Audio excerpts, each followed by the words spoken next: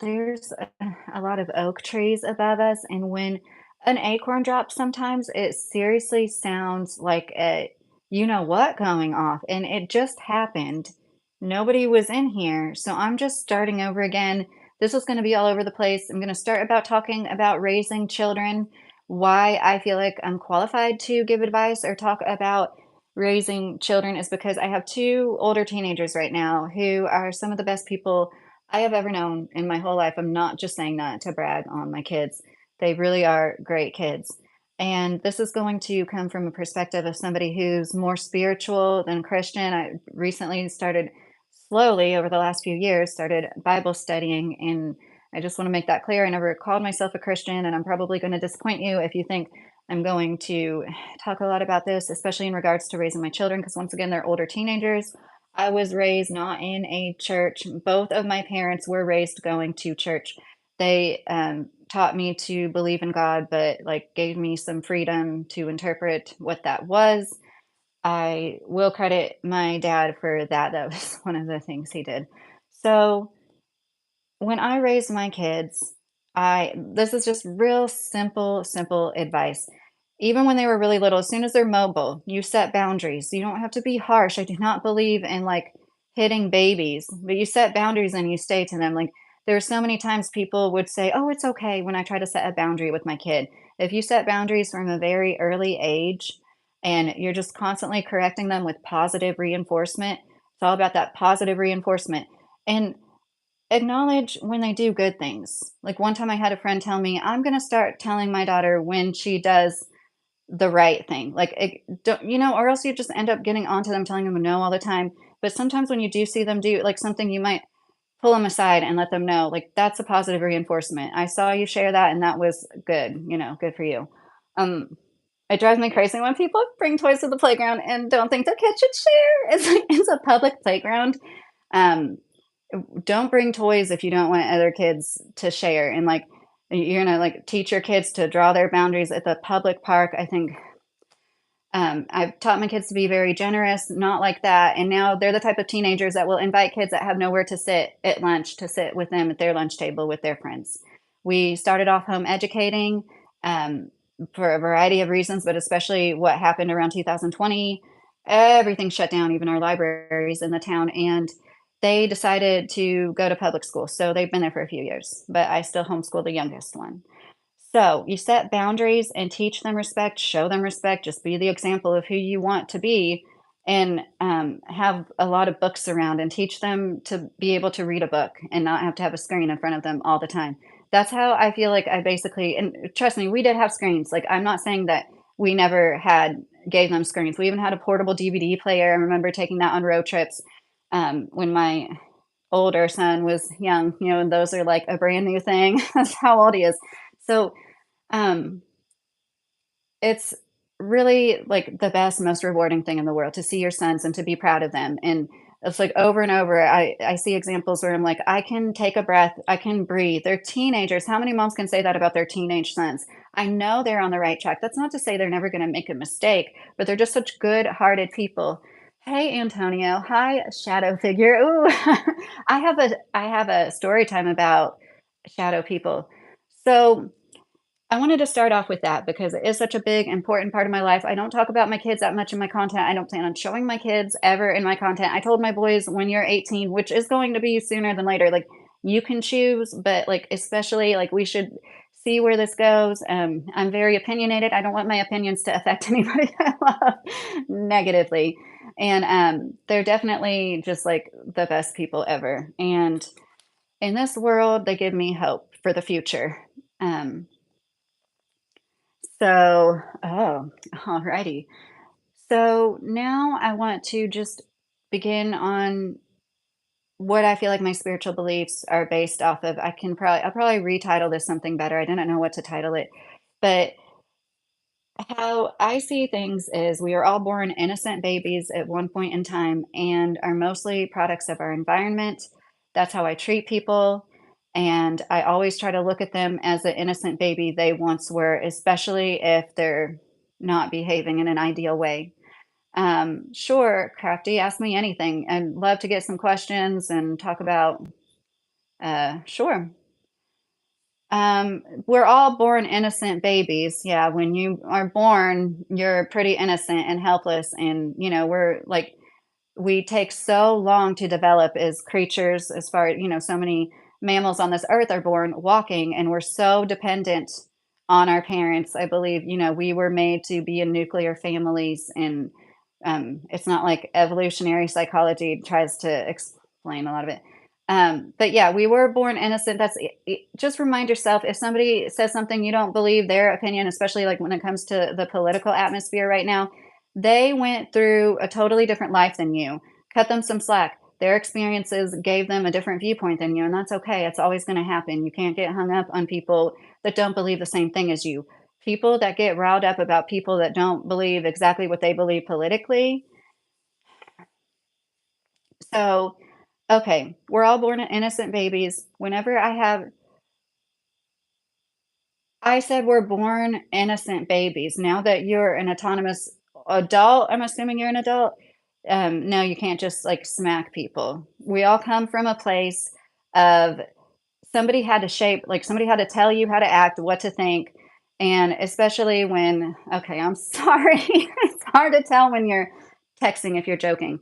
Um, but it keeps me grounded whenever somebody cuts me off in traffic, whenever somebody does anything that really, what, you're just like a baby. You were at one point, and what is time really, I went to this mushroom festival. It wasn't like that. It was in Central Kentucky, and I heard some of the coolest conversations taking place, just people, and I'm sure it had something to do with, magic mushrooms, maybe somewhat some people, but it was just really nice to be around people that could be open about their spirituality and very forthcoming with how they felt about the universe. And I do feel that we are all connected. We all come from the same place. We all go to the same place.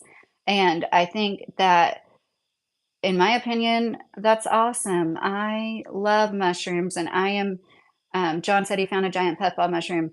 I am in some mycology groups on Facebook. I'm still learning about like identifying them. I found turkey tail in our yard. It was really cool. But unfortunately, my husband, he did spray. Okay, ticks are so bad. We don't use pesticides at all, but he sprayed the tree line because we couldn't take our trash out without getting ticks on us. It's that bad.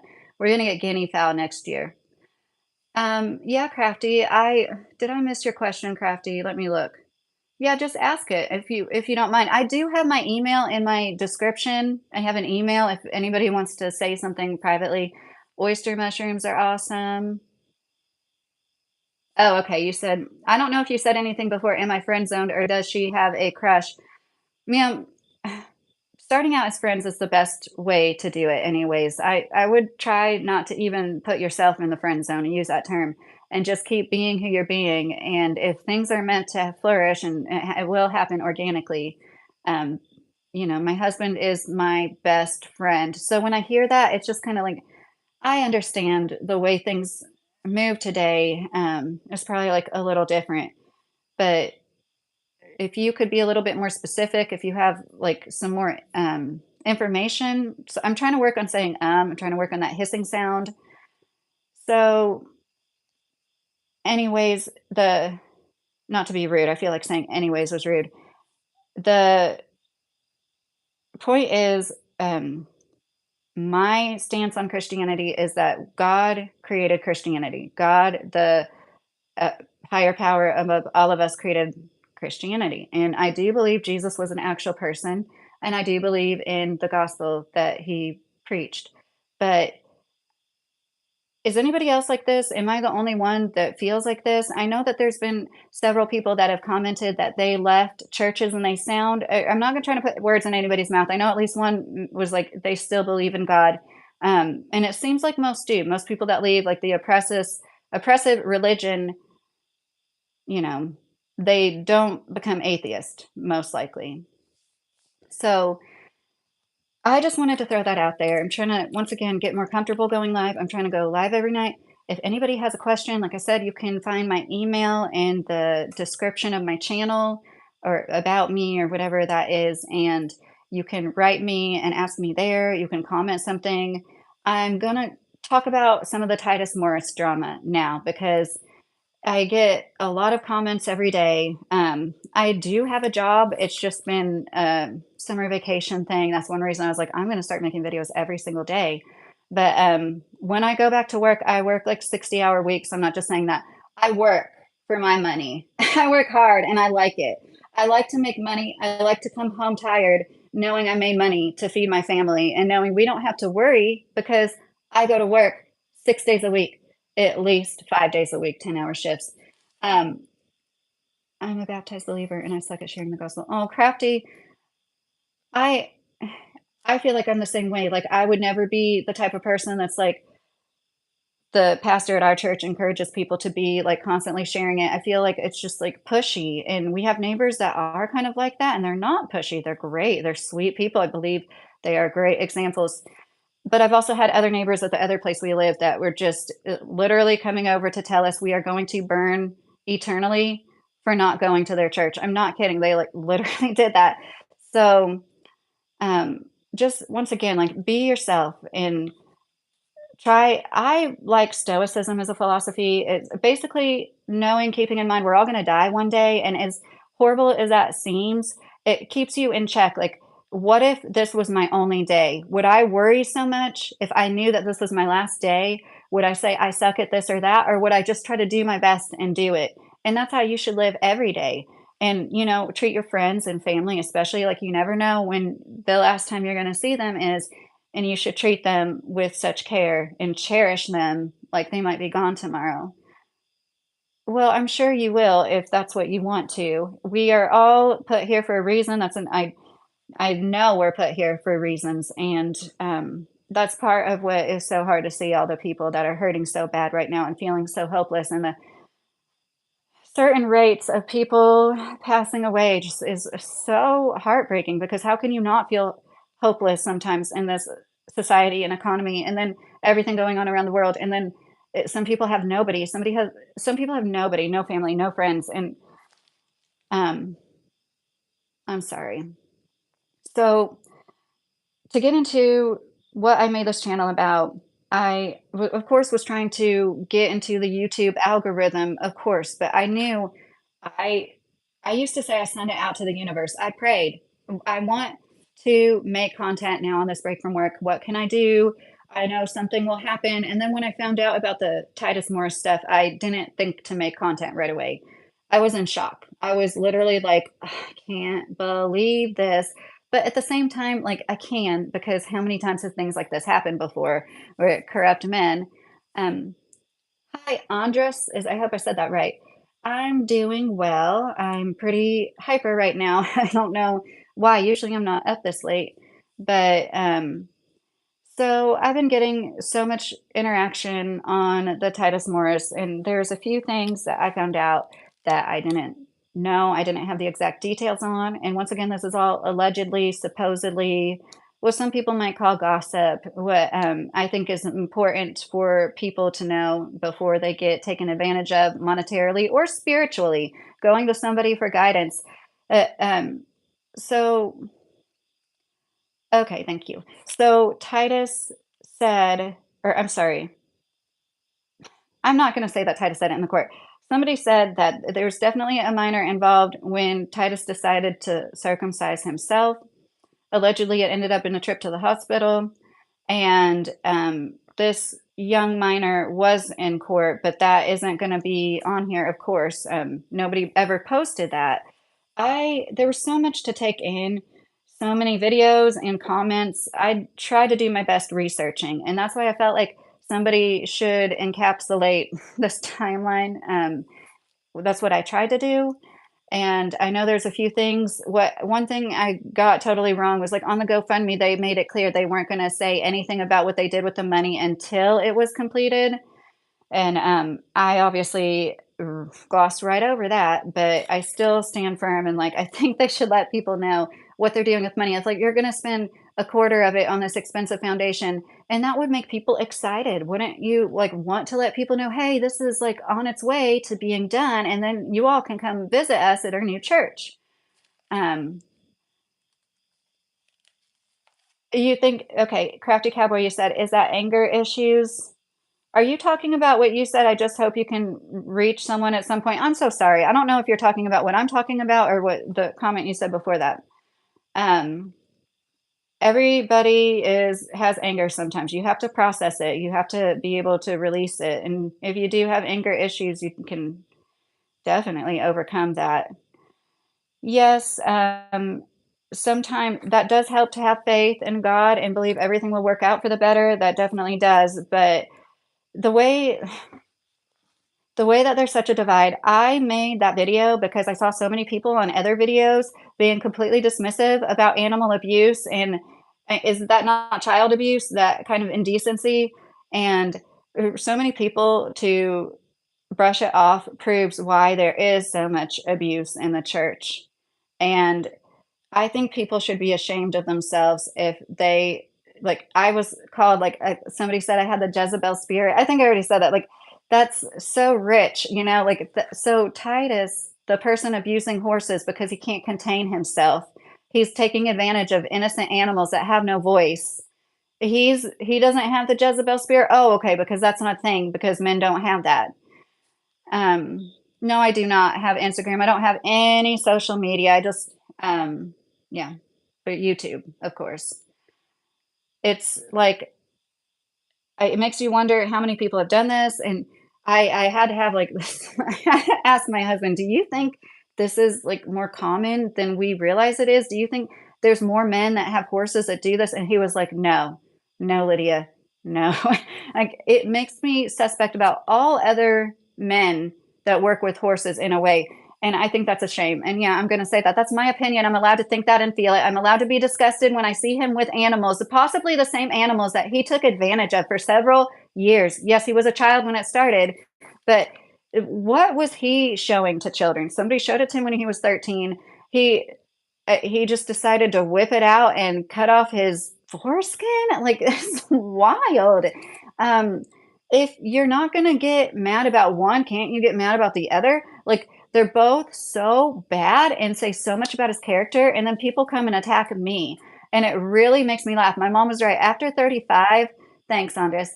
After 35, you just don't give a you know what anymore about what people think. And I'm 37 now, and it's so true. Like I've officially reached that threshold of not caring what anybody thinks unless I have built some kind of respect or rapport with you to begin with. If you just walk through the door disrespecting me right away, saying things to me that people have said always, and I said this to a woman earlier in the comments, like, how strong must you be to hear that from your friends and family, though? These people that leave these oppressive churches, they hear that from people they do love, people they live with, people that they see every day. Like, that takes a lot of courage and bravery. That's what women are up against, and then we're called, like, weak and meek. No, we're not the weaker sex.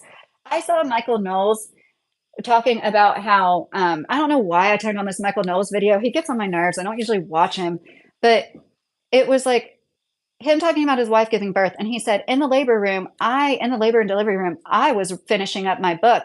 I just had such a rush. No, you didn't have a rush. You were trying to double top your wife giving birth because men can't give birth. They have to try to emulate us and give birth to their own things and create things, which is great. Do, do it. Create the world. But you'll never be able to give birth to another human being. And most men do respect that, but too many don't. Like my husband, he would have never been in the room writing on a laptop. He'd right by my side, whatever I need when I need it.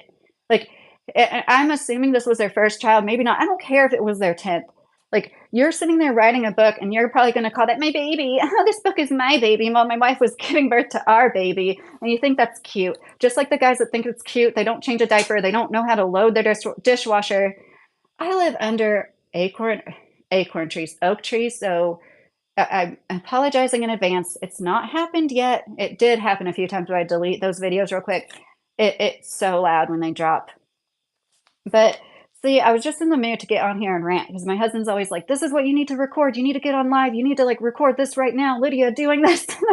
Quit acting like a robot because in my older videos I was so like robotic. Oh, sorry about that. I hope the sound was coming in. I guess hopefully somebody would tell me if I was just talking no sound. But anyways, so there's There's been a lot of traction. I know that some people think they're getting on my nerves, but it really is sincerely like more motivation. Like I told myself this, I built myself up for this, and this is what hypnobabies giving birth using hypnobabies taught me. Like mind over matter is so a thing. And if you have a goal, start working yourself up in your head way ahead of time. Long before I started making YouTube videos again, I was like, I'm gonna I'm going to do my best and I'm not going to let it get to me when the numbers fluctuate. If I lose a subscriber, I'm not going to focus on those numbers as much. I'm not going to care about the trolls. I'm not going to care about anything. Have a good night, Andres. And so I do have an email in my description on my YouTube channel. Just so everybody knows, I'm a married woman and my husband isn't like looking over my shoulder, but like I'm very respectful with our relationship. I'll let him know if I'm conversing with a man through email. It's just no, I've never cheated on him and he's not jealous, but that's how like open we are. And I think that kind of communication is part of why we've been married for almost 15 years now and very happily. So I don't know why I'm looking down at my notes. I'm not using these notes anymore. Um, so the people that are trying to, like, intimidate me, like, there's been a few, like, they'll leave a comment literally every, like, 1 to 2 hours. This has been happening for a few days. Like, they keep leaving comments. I'm like, "Thank you.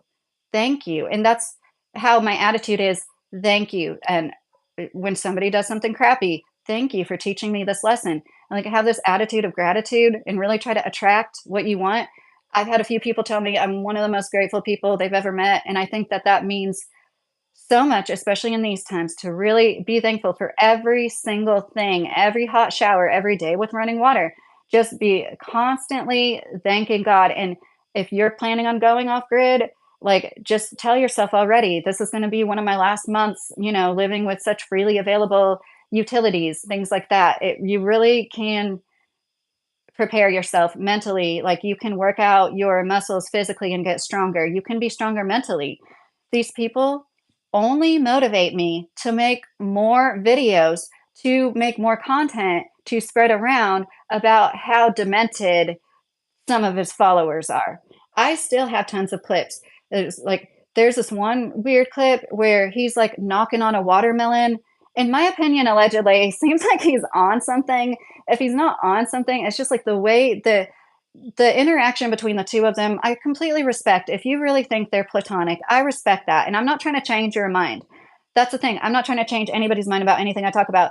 But I think a lot of people feel like me. Like it's obvious the way they interact and she giggles at him. He like knocks on this watermelon. He's like, it's not ready yet. It's weird. And I don't get good vibes from that. Him flipping around on the carts at Walmart and she's like giggling once again. There's another short where she's giggling and he's talking about his dogs eating his waste. Yes, I'm going to repeat that. She's like, no, Titus, no. That's like one of the most recent shorts. They're two peas in a pod. And she chose to film this and upload it though, even though she's telling him no, because she knows how disgusting it is. And he's talking about how dogs are good recyclers because sometimes his dogs eat his, after he goes, so he doesn't have to bury it. Um, some might not like say that's animal abuse. I think that's borderline. Yeah, I do. Like, and right away when I told my husband that, he's like, "Oh, so he doesn't have to feed his dogs too?" Like, and I was like, "Ew, that's so disgusting." But I wouldn't doubt if that is something or a reason why he does do that. Um, so to get told by people that I should forgive Titus because that's what Jesus would do and I need to act like Jesus, and at the same time they're like berating me in comment sections, bringing up my husband and things I said about our life. We are very proud of the life we've built. We've been married for 15 years strong. I've never uprooted our whole family to go be near somebody else, and I think I was trying to be as fair as possible, not talking about Stephanie as much as I could have, especially because there are children involved. I take that very seriously. I don't show my children online. I don't believe anybody should be able to show their children online. I'm one of those people that think it's exploitative to just have your kids on video and monetizing that. So I don't look kindly upon like her lifestyle and her having kids on the internet. If you live this modest lifestyle, how could you put your kids on the internet to be fodder for pedophile, for the wrong people? Um, and it's like the typical people telling you not to judge, yet they're the most judgmental people in the room themselves. And it just I say, "Thank you, thank you, thank you." There's times when somebody, for whatever reason, I just get a feeling like somebody be in front of me in the checkout line, and I just look at them and I concentrate on them and I say, "I love you," in my head. Like, "I love you, I love you." I just feel like sometimes people need some, like, positive affirmations in that way. This might sound really goofy and kooky to some people. I don't care because once again, I know I raised good children. If they're the fruits of my labor, I know I'm doing something right. And I want to share that with people, but I'm not going to share my children. And they are like also some of the most beautiful people. It's like, I'm once again, I'm not just saying that. It's like they came through me to be here. And it's the most amazing experience. It makes me so sad that so many people are going to forego that because in this economy, like I was just thinking earlier, when I was coming up, you could get a cheap apartment. You could have a very low paying job and still get like a studio or one bedroom apartment and pay for your food and utilities, maybe a car, and be fine. There's like no cheap apartment versus, oh, we're going to get the more expensive apartment because we want to, like, if we're going to pay rent, we're just going to pay a little bit more and get the extra nice place. And there's like, it's just like, you can't afford anything. And it's just unbelievable what is happening. And I'm like focusing on the negative aspects, but what I'm going to kick into gear a lot of the soon is preparing the garden for next year. So if you're interested in starting a garden, like we're going to be preparing a lot of beds as cheaply as possible because we don't, especially with my um, break from work, we do a lot of things. I want to have a closed loop system. So everything we need, we make here. Like I grow all of our chicken feed and make all of our compost as our fertilizer. And while I'm doing that, I want to talk a lot about like societal issues and how I've found God or the higher power in the garden. It helped take me to a better place. It's all year long, I feel better now, but especially like to have something to look forward to and to see the design. No, I don't believe there was just some big explosion that happened and all of this happened so perfectly. And the way a tree grows and the leaves, the veins in a leaf are the same as the bronchioles in our lungs and things like that. Sacred geometry is so special. And I've struggled a little with talking to my Christian friends and trying to navigate, like, I gravitate towards things that a lot of people say is, satanic or something, like collecting rocks and crystals and smudging with sage. I've grown a lot of sage. So I like to make everything possible from what I grow in my garden, like home decor, cleaning stuff, loofah gourds, you can grow your own sponges. And this next year, I want to do as much of that as possible. It's so important to be as self sustainable as possible. And with things going on right now, you never know when you're gonna have to help yourself or your neighbors. And I see so many negative Nancy's in the comments, like, it doesn't matter how much you prep if it's all gonna wash away. Well, no, duh. I mean, just that that attitude. That's like kind of why we're here right now. Just give up. You like too many of us just like threw our hands up in the air and gave up a long time ago when we still do have a lot of opportunity and hope if you look in the right places. And oh gosh, it's 28 minutes. I've been sitting here talking. No wonder my mouth is kind of dry. I'm sorry. I have a cup of tea right here. I drink throat coat. It's like in Walmart, that traditional medicinals. It's an excellent tea. Throat coat has marshmallow in it, and that's a plant I grow too. And it really does make you secrete good secretions all throughout your mucous membranes, throughout your entire body. It's amazing. You get it in your bloodstream, your entire body is like a word I can never remember. Gosh, I hope you guys don't hear me swallowing. I'm gulping that. So I wanted to recap. I look at everybody as an innocent baby because we were all born innocent babies. And you have to keep that perspective no matter what someone says or does. They were put here in this earth. None of us asked to knowingly. I mean, some people think we might have asked to be here. And I think that is an interesting concept.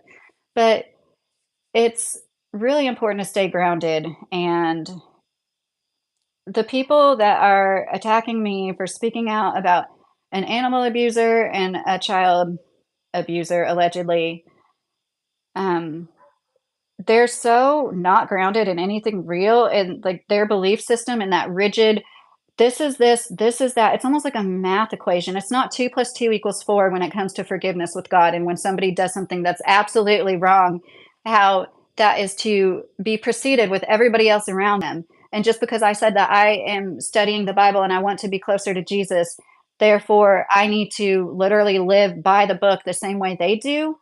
And it's sincerely sad to me that there's so many people that were raised like that. There's so many people that think like that. It's it's quite they're ungrounded. I don't wanna say anything about their intelligence, it has nothing to do with that, but I know I know my God. I know my God through all the time I've spent in nature. I know without a doubt there's a God, and whenever somebody does something that I'm just like, "Oh," instead of, like, wanting to wring their necks and tell them, "You need to forgive this person, and how dare you, you Jezebel gossiper," um, I just, like, go do something outside. I just could never be the way that these people are being, and that is why I don't think I will honestly ever call myself a Christian. And now it's been a half an hour, I'm, like, bouncing all over the place, and I really do appreciate the few people that watch this. Um, if you have any questions, any input at all, sincerely, like, tell me any input about my audio quality, like, I appreciate any constructive criticism, and, I really enjoy having people to bounce things off of. I've had lots of great conversations and way more positive comments, and this is funny, I do wanna say this, there's so many times I look at my notifications and I read one comment that's just, like, scathing and telling me what a horrible person I am. And then I go to the next comment and it's like one of the sweetest things I've ever read and being very encouraging and telling me I am doing the right thing by being a voice for others that can't like be a voice for themselves. So, sorry, the ums. I want to put a sign behind my phone that says no because I really want to cut that out. I'm trying to make content every single day, but at the same time, I don't wanna just, like, throw stuff together just to put a video out. But please give me any ideas you might have that you want me to talk about, and I hope you have a good night. I am gonna sign off for the night now. So, no comments. I noticed I closed that live right when I was pressing the X, there was, like, a comment or 2. I'm sorry for being rude about that. And I hope you all had a great weekend and are heading into a good week. Think good thoughts.